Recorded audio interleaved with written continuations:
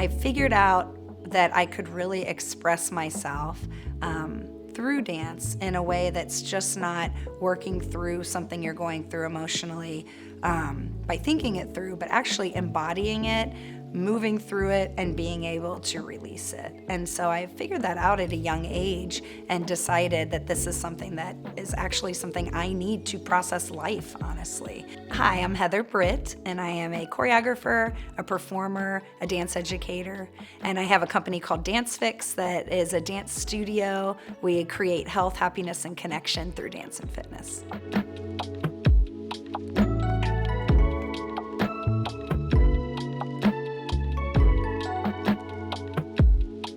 So I grew up in Cincinnati, Ohio, and I started attending the School for Creative and Performing Arts when I was in 4th grade.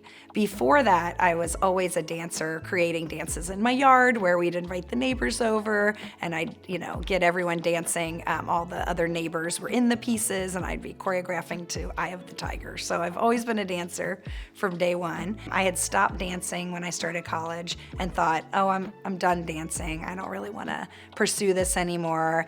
I had some negative feedback just about like body type for ballet and just different things, and I thought, I think I want to pursue a different direction. So I actually started college thinking I wanted to be a physical therapist. So at some point along the line, I started missing my dance. It was literally an internal passion that was like, maybe I should go take a class. I'm really missing this. I was snowboarding, I was mountain biking, I was doing all of these awesome things, but I was missing this expressive piece of myself. So I ended up back in an adult ballet class, and then before you know it, I decided I was going to go audition for companies and get back into dancing. So I found myself in San Francisco dancing professionally for 4 different modern dance companies there, and along the way taking all different types of dance classes. So I was really taking a lot of African dance and capoeira, which is a Brazilian martial art, and different styles to kind of find out where I know that I want to get back into this, but do I want to get back into this in the same way? What does this look like for me? I also was always working out on the side, doing like dance fitness type things because I needed to stay in shape to be a professional dancer. And believe it or not, just dancing wasn't enough to kind of keep the body that you need to be a professional. I came across in San Francisco a company called Rhythm Motion that's a dance workout company. Started teaching for them. They only hire professional dancers, so I was dancing professionally and doing that, and decided I wanted to move back to Cincinnati, and they said, can you take it with you? So I actually brought that dance fitness program to Cincinnati. It evolved over the years, and that's how Dance Fix was born. One big part of who I am is that I teach these dance fitness classes that have become really popular. And then my other self is still very artistically inclined. So I've choreographed for 14 years for Cincinnati Ballet for a lot of their contemporary works. I've worked for them doing education and outreach, and I do my own. And so I have both sides of me. When I decided to move away and become a professional dancer and started taking all of these other dance styles, it really is what set me apart from everyone else, that I started to have more tools in my toolbox to pull from, especially as a choreographer.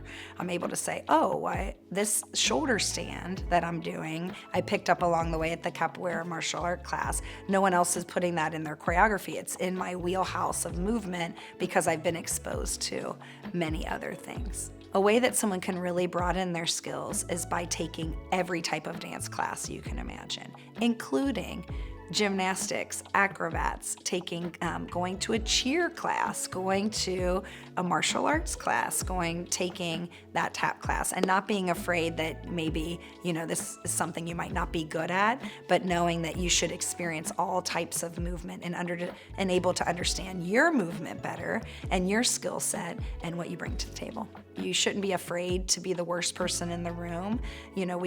When you're training in something and you have these skills, you think, I only can take this class if I have A, B, and C. Am I intermediate? Am I advanced? Am I beginning? And I just started showing up in spaces and leaving my ego at the door and going, I actually know nothing about this dance form, but I wanna learn about it. And I think that I would advise anyone to do that. Say yes to everything. Take as many classes as you can and really gain as many tools as you can from all of those experiences. So another thing is to really trust your gut, to know, am I on the right path? Am I not on the right path? I might be scared to take the path, but your gut will tell you, hey, go for it, don't go for it. And I've kind of always taken pride in trusting that thing. And I've said no to a lot of things based on the feeling's just not right, or these aren't the people that I want to work with.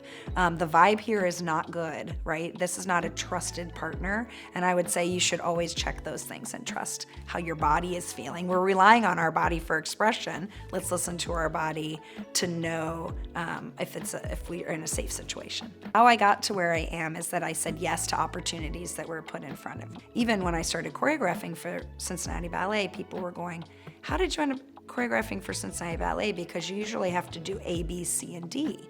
But I was seen doing E that brought me in from a different doorway, right? So I just want to let people know that there are so many ways you can get to where you are going in your art career that don't have to follow the steps that people traditionally take. I think that along the way, I just, as a door was there, I thought, I'm just going to go through it. I don't know what's going to happen. It wasn't a part of my original journey that I thought at 18 that I was going to be doing. And I'm just so glad I did, because here I am. People that you grew up dancing with maybe end up being your bosses later, or they're on the board of the dance company that you're working with. And so just remember to treat everyone with kindness. You really don't know who you're going to encounter later in your career. And people only want to work with people they like. So if you've burned this bridge along the way, they won't hire you no matter how talented you are, or how, if you're the best one that they auditioned. People always want to work with people that they want to work with, that they enjoy being around. So don't burn bridges.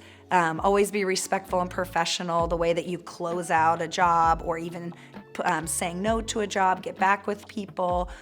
Make sure that you're professional in all your communication, because it could come back for you later. And remember, it is really never too late to start dancing. I know I said I started at 3, but I had breaks along the way and took different turns along the way. And I've had so many students that have started with me later in life that are now dancing professionally. So if this is something that you want to do it. Find the space that allows you to express yourself in that way that you feel comfortable, and just try all of it and push yourself. You can do it no matter what age and what level you're coming in.